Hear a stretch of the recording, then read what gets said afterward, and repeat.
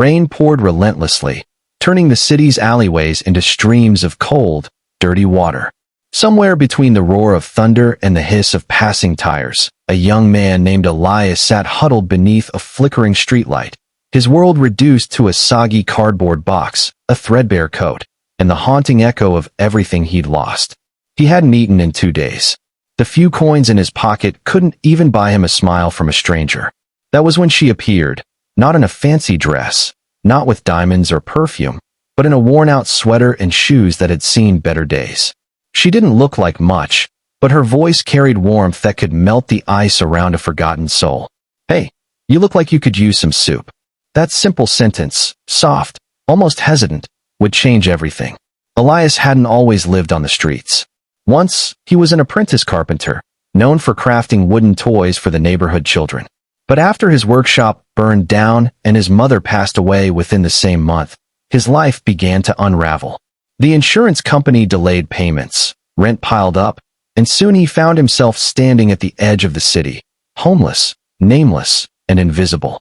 That night, the rain didn't care about his story. It fell equally on the rich and the broken.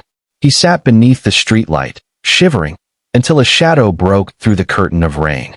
The woman knelt in front of him, her brown hair plastered to her forehead. She carried a paper bag that leaked steam and warmth. "I made too much tonight," she said, though Elias could tell it was a lie. She handed him a plastic container filled with soup that smelled like heaven, garlic, broth, and something else that reminded him of home. He stared at her hands, rough, blistered, calloused, not the hands of someone who had too much. "Why are you doing this?" he asked, his voice raspy from disuse. She shrugged. "Because I can." Her name was Mara.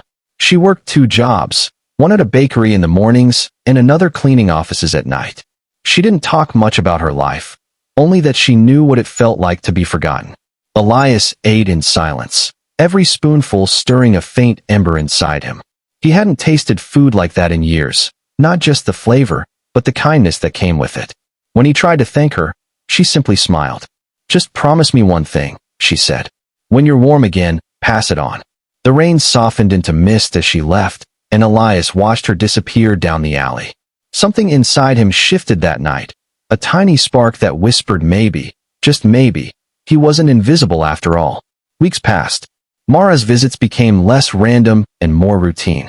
Sometimes she brought food, sometimes blankets, sometimes nothing but conversation. She asked about his woodworking, and when Elias spoke of carving toys for children, her eyes lit up. "Then you should be doing that again," she said. He laughed bitterly. "Hard to carve wood when you can't even afford a nail." Mara's jaw tightened.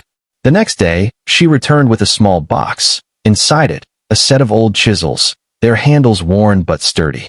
"They were my father's," she said. "He built our kitchen table with these. I think he'd like you to have them." Elias didn't know what to say. His throat burned. No one had ever trusted him with something so precious. Using discarded wood from construction sites, he began carving again. Small animals, toys, little pieces of joy. Soon, the nearby children started visiting his corner. He'd hand them carved wooden birds, painted with leftover colors Mara brought from her cleaning jobs. For the first time in years, laughter surrounded him instead of pity. The city began to notice. A local market vendor offered him a stall corner for free, saying, "You make people smile. That's worth more than rent." Elias started selling small toys, nothing fancy, just pieces made with care. With every sale, he felt a bit more human. But one morning, Mara didn't show up. Not that day, not the next.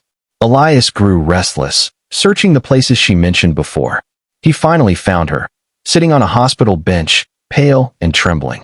Her mother had fallen ill, and medical bills were crushing her. Without hesitation, Elias gathered what little money he had, his week's earnings, and placed it in her hand.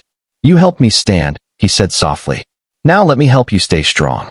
Tears welled in Mara's eyes. In that moment, kindness came full circle, one soul lighting another. Months later, Elias's toy stall became a small workshop.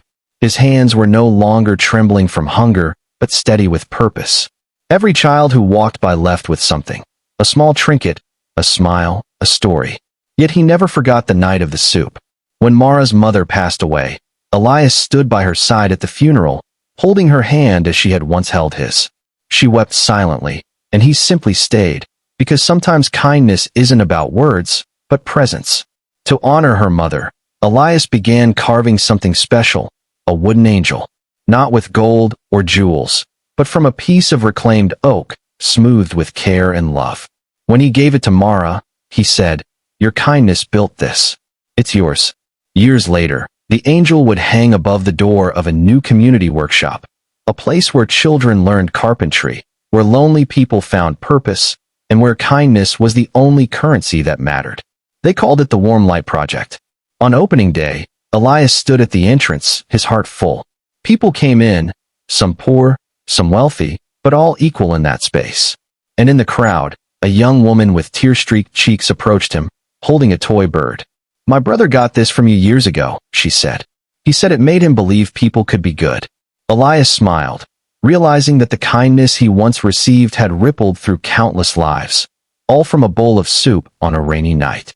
He looked toward the sky, whispered a quiet thank you, and thought, no fancy dress, no sparkle, just love, real, raw, unstoppable love. Moral of the story: true kindness doesn't need wealth or glory. It only needs a heart willing to care, even when the world looks away. Dizzy.